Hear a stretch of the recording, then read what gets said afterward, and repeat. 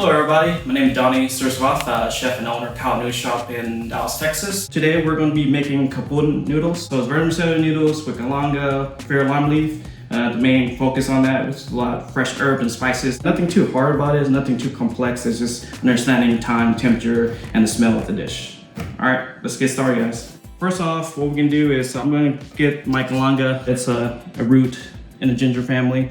If you don't have kalanga, you can actually kind of use ginger for a substitute. But you don't need to peel kalanga like you do ginger. Usually I use a meat cleaver. Just chop it down around quarter size. I'll just set off to the side for now. You can use yellow onion, red onion, but I prefer to use some shallots. Like so.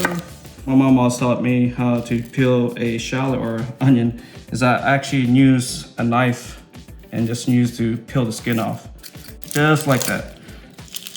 There's no wrong or right way. I usually just go ahead and dice it. Once you get a shallot, we'll just combine that with our onion right here.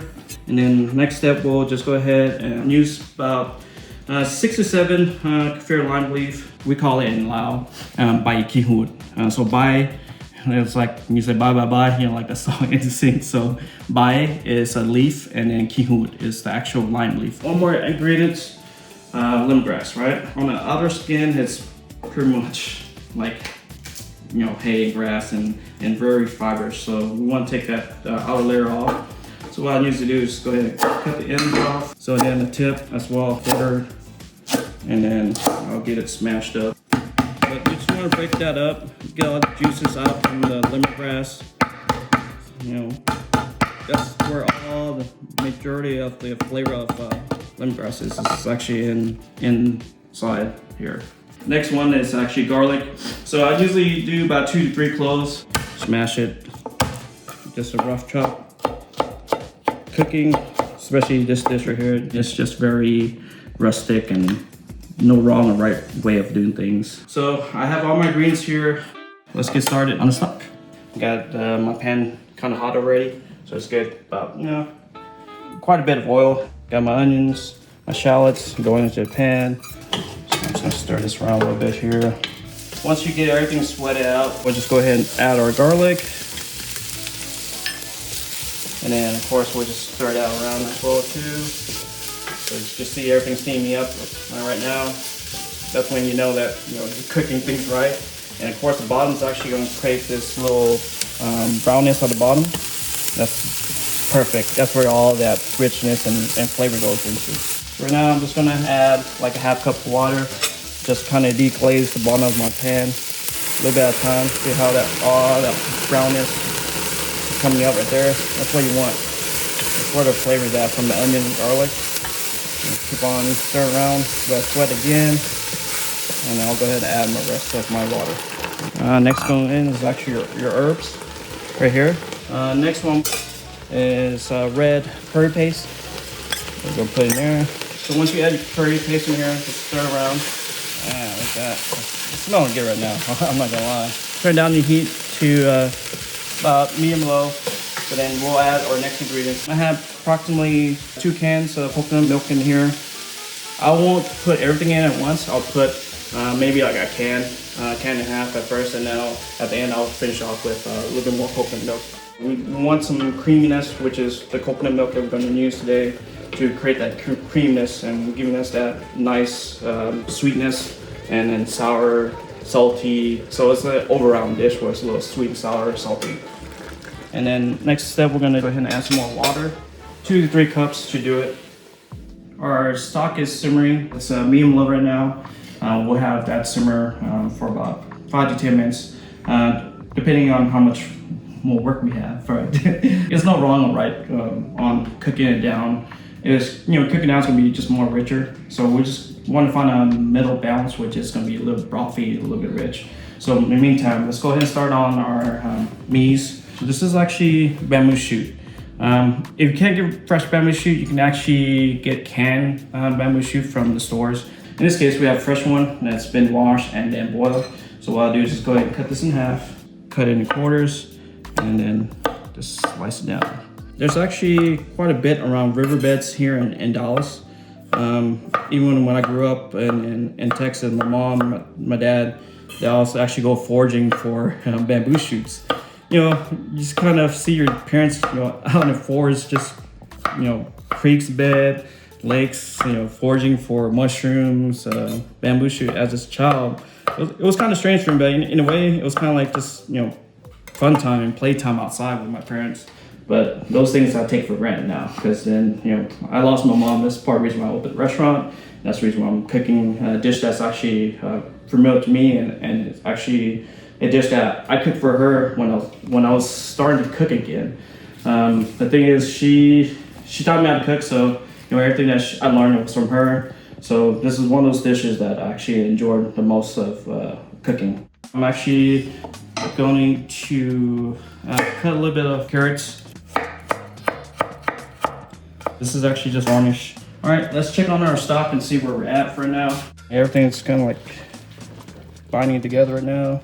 So I got my bamboo shoot, my fresh bamboo shoots I'm adding in there. And then what I'm gonna actually do is pour some of my wet ingredients. Fish sauce, about half a cup.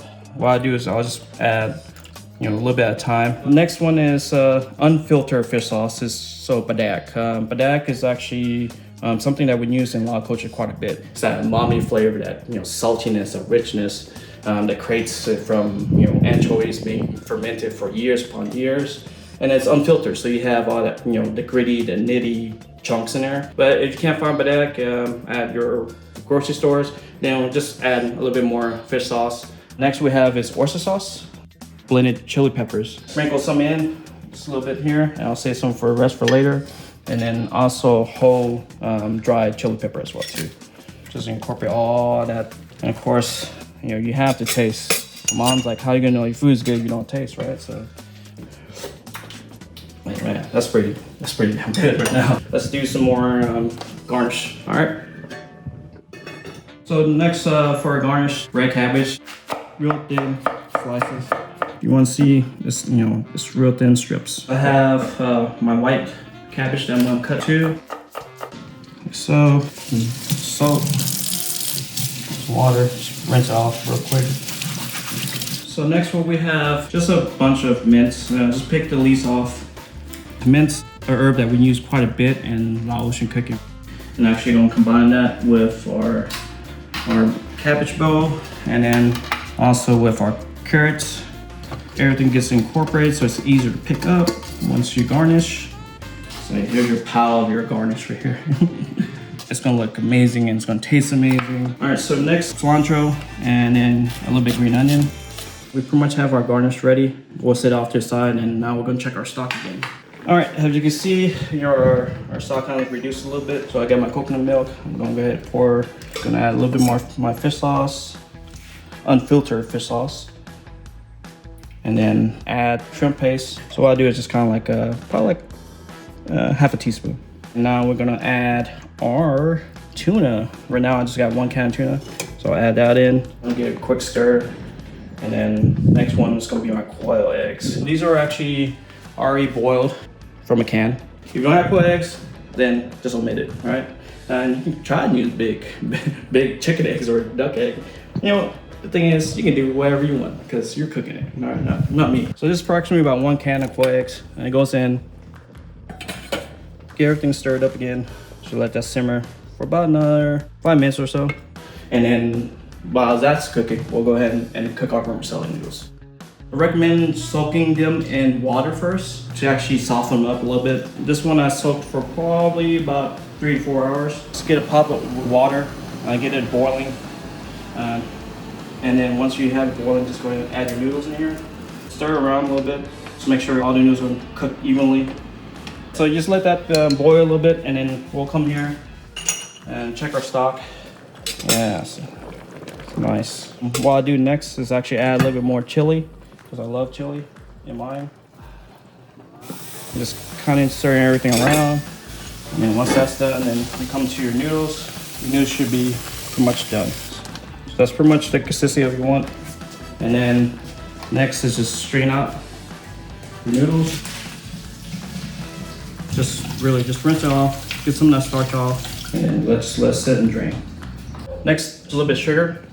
A little bit more oil. So let's roll. So the key about rolling noodles, make sure you grab a good strand of noodles. Just like I said, probably about a handful. Roll the noodles in with your index finger. So you roll one finger and roll another, and then you grab your middle finger and you work them together. So you hold these noodles together with your fingers, and so it's perfectly sized and shaped, like so. It really creates a beautiful shape. It's quite easy. It's all about your finger. Let's say we have a bunch of scraps, and that's the friend that you don't like. You might give that skill. No, I wouldn't. Don't do that. Everyone gets news, okay, guys? So we have our stock ready. Now we're about to plate. Just grab the scraps, put them at the bottom, and then grab one that you roll. See how when you roll together, it just holds better like that. That's the reason why you want to roll, and then it's easier just place on both, right? So I just pour everything on here like so. A couple more eggs. I'm gonna have a quail egg on top. Got some tuna on here. And then what I like to do is kind of drizzle some chili oil on top here. And that contrast of color on the chili oil also makes it more spicy, a little spicy. And then of course we have our medley of garnish. Put along to the side like so. That looks pretty damn good. So yeah, let's give this a try and see what's it all about. Love the spice, the richness of coconut. You got a little sour, a little sweet, even tangy from the bamboo shoot. Man, this mint really seals the deal right now. I need an extra bite. Can't beat this dish right here. It's a simple dish. Anyone can do it at home. The recipe of this kapun dish is at below, so click on it. You can come visit us at Khao Noodle Shop, and thank you for having us. Ooh, that pepper got me good.